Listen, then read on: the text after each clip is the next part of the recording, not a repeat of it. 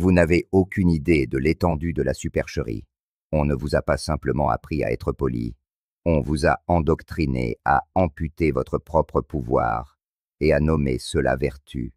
On vous a appris à romancer votre propre obéissance. On vous a dressé comme une bête domestiquée à remuer la queue face à la désapprobation.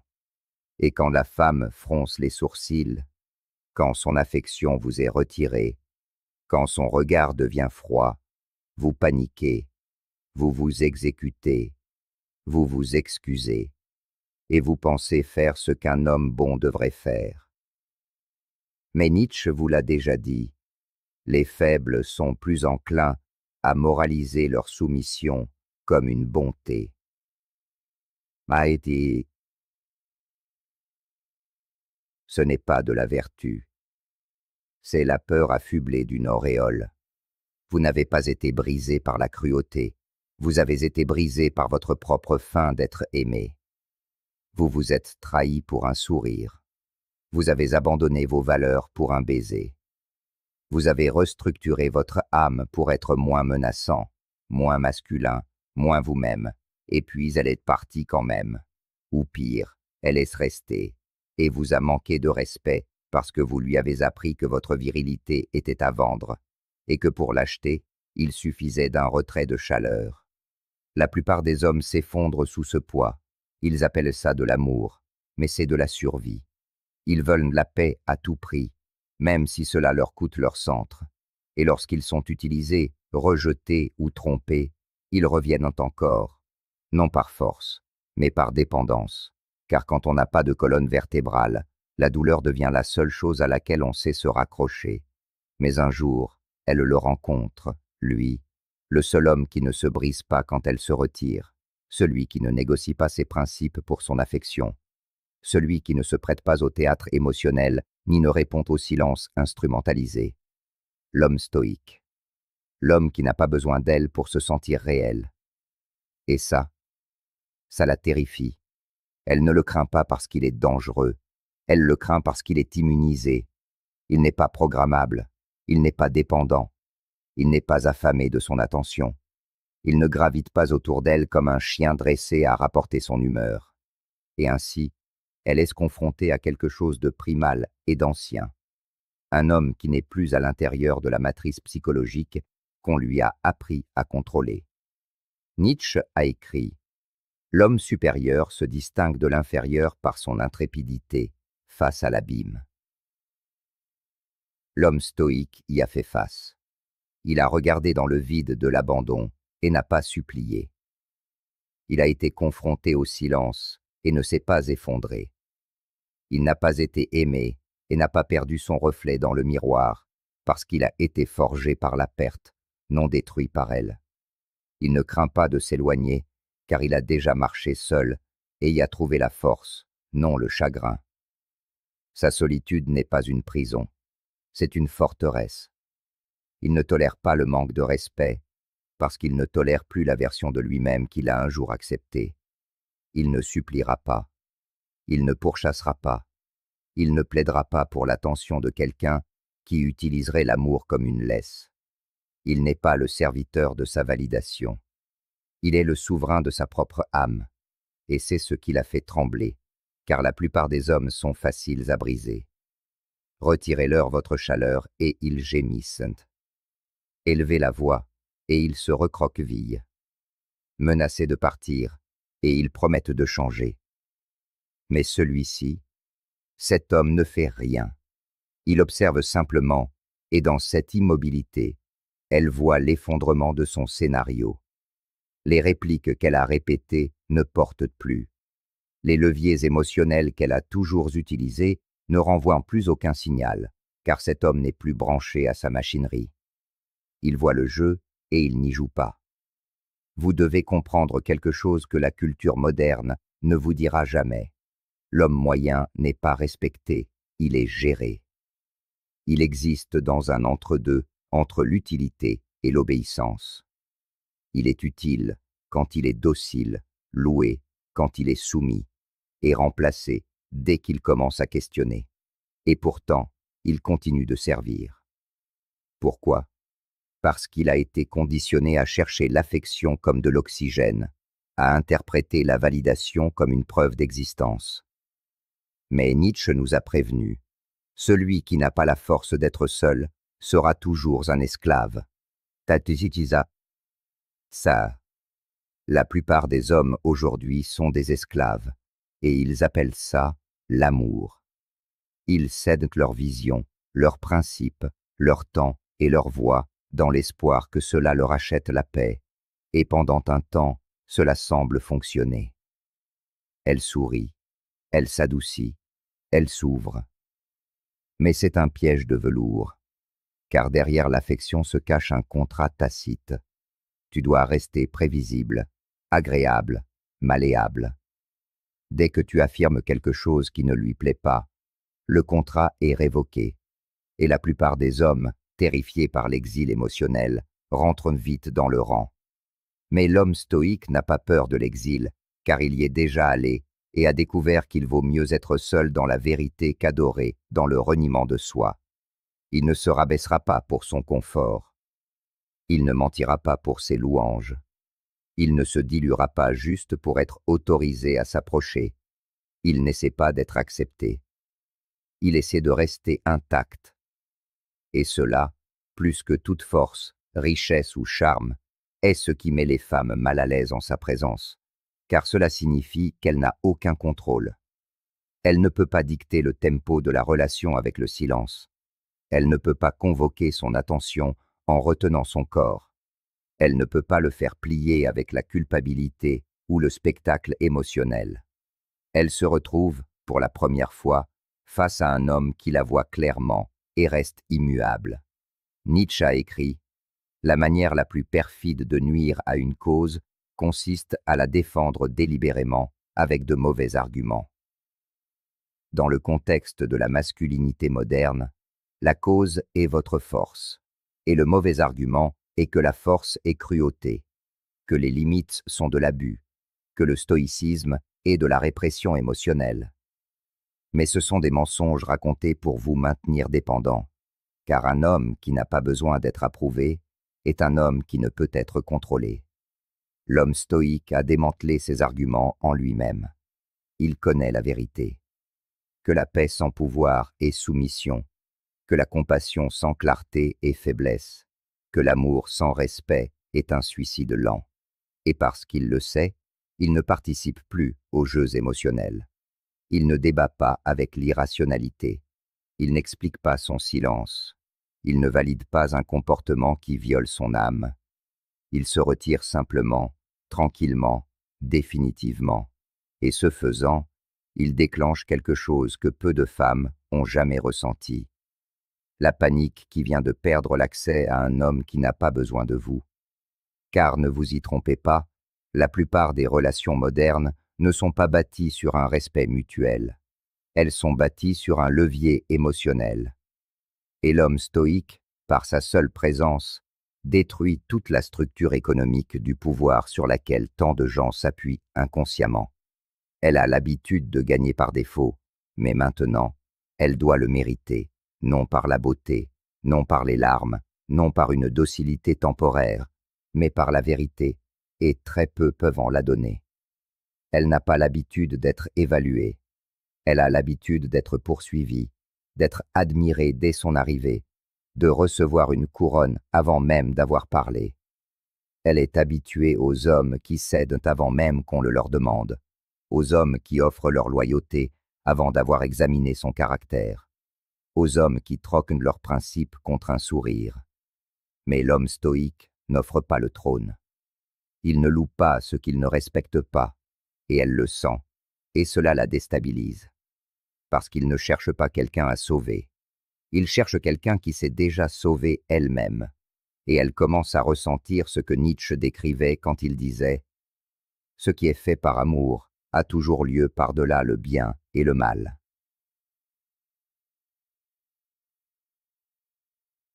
L'homme stoïque aime, mais pas selon les conditions dictées par la société, pas avec les règles qu'on lui a appris à attendre.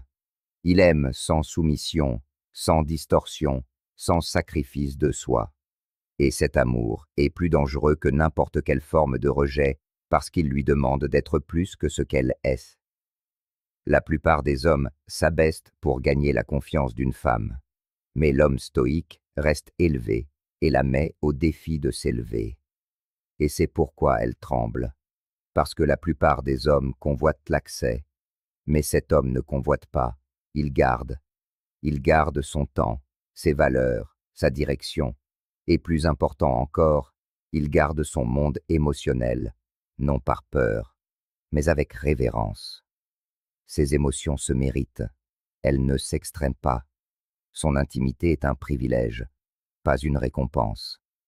Il n'est pas émotionnellement distant, il est émotionnellement discipliné. Et c'est une forme de masculinité qu'elle n'a jamais rencontrée auparavant. Elle ne supplie pas, elle n'impressionne pas, elle ne se met pas en scène, elle existe simplement, avec force, et attend d'elle qu'elle se montre à la hauteur, ou qu'elle parte. Nietzsche a dit « Tu as ton chemin, j'ai mon chemin. Quant au bon chemin, au chemin correct, et au seul chemin, il n'existe pas. » Et oh, c'est ainsi que vit l'homme stoïque. Il n'essaie pas d'être parfait, il essaie d'être vrai. Et parce qu'il est vrai, on ne peut pas l'acheter, ni par la beauté, ni par les compliments, ni par des promesses d'amour teintées de manipulation. Il voit en elle la vérité qu'elle tente de cacher. Il voit son besoin de contrôle déguisé en vulnérabilité, ses tests déguisés en affection, son chaos déguisé en passion, et il le dénonce, non avec des mots, mais par le refus. Il n'entre pas dans le jeu, il ne le récompense pas, il ne plie pas, car il n'est pas ici pour plaire à son système nerveux, il est ici pour protéger le sien, c'est ce qui le distingue. Tandis que d'autres hommes se calibrent sur son approbation, lui se calibre sur sa mission, et elle réalise, souvent sans mots, qu'elle n'est pas le centre de son univers. Son but l'est.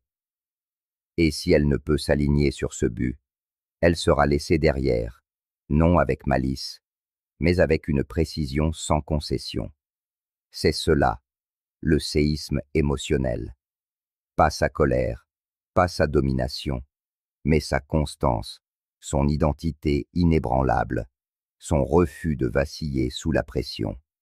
Elle lui lance tout ce qu'elle a, le retrait, le drame, le silence, la séduction. Et pourtant, il ne bouge pas, car il a déjà décidé quel genre d'homme il serait, et aucune femme, aussi belle ou désirable soit-elle, ne réécrira sa définition. C'est ça, Winston, qui la secoue, non pas parce qu'il est cruel, mais parce qu'il est complet. Le miroir le plus terrifiant auquel une femme puisse faire face n'est pas fait de verre. C'est un homme qui la voit clairement et ne bronche pas, car chaque fantasme avec lequel elle a été élevée, chaque code social qu'elle a appris à exploiter, chaque manœuvre qui a autrefois fonctionné sur des dizaines d'hommes, meurt en sa présence. La manipulation échoue, la performance s'effondre, le masque tombe, et pour la première fois, elle est confrontée à une question insoutenable. Qu'est-ce que j'offre à un homme qui ne peut être séduit? Elle s'attendait à être vénérée pour sa beauté, mais la beauté ne l'intéresse pas si elle n'est pas assortie d'un comportement adéquat. Elle s'attendait à ce qu'il la poursuive, mais il ne poursuit pas ce qui ne se meut pas avec grâce vers lui. Elle s'attendait à être la gravité de la relation, mais elle réalise qu'il ne gravite autour de rien, sauf de sa propre vérité. Nietzsche a écrit « L'individu a toujours dû lutter pour ne pas être écrasé par la tribu. Si vous essayez, vous serez souvent seul, mais aucun prix n'est trop élevé à payer pour le privilège de s'appartenir. » Et si c'est exactement ce qu'elle ressent, un homme qui s'appartient. Elle n'a aucun pouvoir sur lui, non parce qu'il est fermé, mais parce qu'il est résolu. Il n'a pas besoin d'elle pour affirmer qui il est. Sa masculinité ne vacille pas en présence de sa désapprobation. Il peut l'aimer pleinement, mais il ne suppliera jamais d'être aimé en retour. Il ne troquera jamais son identité pour gagner son affection. Et dans cette posture, il devient quelque chose que la plupart des femmes n'ont jamais vraiment connu. Un homme émotionnellement présent, mais psychologiquement intouchable. C'est ce qui la force à se confronter à elle-même, car maintenant, elle doit se demander: puis-je atteindre le niveau de cet homme sans jeu? Puis-je me tenir dans ma propre vérité sans tactique? Puis-je donner sans attendre de gouverner? La plupart ne le peuvent pas, parce que la plupart n'ont jamais eu à le faire. Elles ont été entourées d'hommes qui s'effondrent sous la tension, d'hommes qui confondent affection et effacement de soi, d'hommes qui offrent leur couronne en échange de confort. Mais cet homme, l'homme stoïque, n'échange pas. Il offre. Et si son offre n'est pas respectée, il la retire, définitivement. Sans explication, sans négociation, sans drame prolongé. Il n'avertit pas, il ne menace pas, il disparaît simplement, et la laisse seule avec son moi non éprouvé. Nietzsche nous a averti que le plus grand danger dans la vie n'est pas la douleur, mais le confort qui vous anesthésie à votre propre médiocrité. L'homme stoïque n'apporte pas un tel confort.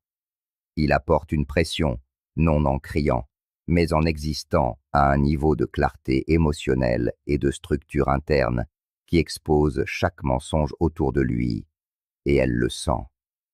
Elle sent la pression silencieuse d'être en présence de quelqu'un qui n'a pas besoin d'elle pour se sentir puissant, qui ne demande pas sa permission pour se tenir droit, qui ne flatte pas ses peurs, ni ne gonfle son ego juste pour la garder près de lui. Cet homme est une mise à l'épreuve, une confrontation philosophique, une tempête ambulante d'honnêteté qui dit: deviens qui tu es vraiment, ou pars. Il ne pose pas d'ultimatum, il ne tend pas de piège, il maintient simplement le cadre, et le monde s'y aligne ou se brise contre lui. L'homme stoïque ne change pas les règles, il les révèle. Il révèle que la plupart des amours ne sont pas de l'amour, mais du pouvoir déguisé en affection, que la plupart des relations ne sont pas bâties sur la vérité, mais sur des menaces tacites. Si tu ne me fais pas ressentir ce que je veux ressentir, je me retirerai. Voilà le vrai contrat, celui que vous avez signé en silence avec votre fierté comme monnaie d'échange. Mais l'homme stoïque brûle ce contrat dès son arrivée. Il n'accepte pas un amour qui vient avec une laisse. Il ne se plie pas aux humeurs, ni ne marchande le respect. Il a choisi quelque chose de plus élevé que l'affection. Il s'est choisi lui-même, et ce choix est ce que Nietzsche appelait le début de tout vrai pouvoir. Car vous ne pouvez pas vous dire libre si votre paix peut être achetée par l'approbation. Vous ne pouvez pas vous dire fort si vos principes s'effondrent au contact du silence. Vous ne pouvez pas vous dire un homme si vous devez être émotionnellement supervisé par quelqu'un d'autre. L'homme stoïque a traversé tout cela. Il a vu des femmes pleurer devant lui pour prendre le contrôle. Il a vu l'affection brandie comme un appât. Il a vu le sexe utilisé comme une arme et le silence mis en scène pour provoquer une réaction. Mais plus rien de tout cela ne fonctionne, parce qu'il a vu à travers le masque. Nietzsche a écrit: « Celui qui combat des monstres doit veiller à ne pas devenir lui-même un monstre. » Et si tu regardes longtemps dans un abîme, l'abîme regarde aussi en toi. Et l'homme stoïque a fait exactement cela. Il a regardé dans le trou noir de la dépendance émotionnelle. Il a confronté la version de lui-même qui a un jour supplié, qui s'est un jour tordu, plié et a saigné pour un amour qui n'en était jamais vraiment un. Et il a tué cette version, sans cérémonie, sans regret. Il ne la déteste pas, il a simplement évolué au-delà de son contrôle, et maintenant elle le voit. Cet homme ne bronche pas quand elle est en colère, il ne panique pas quand elle est distante, il ne danse pas quand elle fait une crise de colère. Il reste, simplement, ni froid, ni cruel, juste centré. Et cette présence inébranlable, est ce qui la secoue jusqu'à la moelle, car cela lui dit, sans mots, je ne suis pas ici pour ton chaos, je suis ici pour la vérité. Sois à sa hauteur, ou je pars. Elle n'est plus la gravité dans la pièce, elle n'est plus le prix à gagner, elle n'est plus la marionnettiste, tirant les ficelles de la culpabilité et du désir. Elle est simplement une âme debout devant une autre, et pour la première fois, ses artifices ne fonctionnent pas. Elle a maintenant deux choix, s'élever ou se retirer. Et Nietzsche appellerait cela le moment du dépassement de soi, le moment où elle doit abandonner la manipulation et traverser le feu de la vérité pour se tenir aux côtés d'un homme qui ne plie plus. Mais peu le font, car la vérité est coûteuse, et la plupart préfèrent garder leur contrôle plutôt que de risquer leur identité. C'est pourquoi les hommes stoïques sont craints, non pas parce qu'ils sont cruels, mais parce qu'ils forcent que la transformation, ou ils forcent que le départ. Il n'y a pas de juste milieu, il n'y a pas d'amour à moitié vrai, pas ici, pas avec lui. La plupart des hommes que vous rencontrez essaient soit d'être acceptés, soit d'être compris. Ils vendent quelque chose, la gentillesse, la loyauté, la patience, le charme, dans l'espoir que cela leur achètera une place à une table qui n'a jamais été mise pour eux. Mais l'homme stoïque ne vend rien. Il n'attend pas d'être choisi. Il n'ajuste pas sa valeur pour correspondre à la demande. Il est de la table. Il ne poursuit pas. Il convoque. Non par arrogance, mais par alignement. Sa vie n'est pas un curriculum vitae de qualité qu'il espère que vous remarquerez.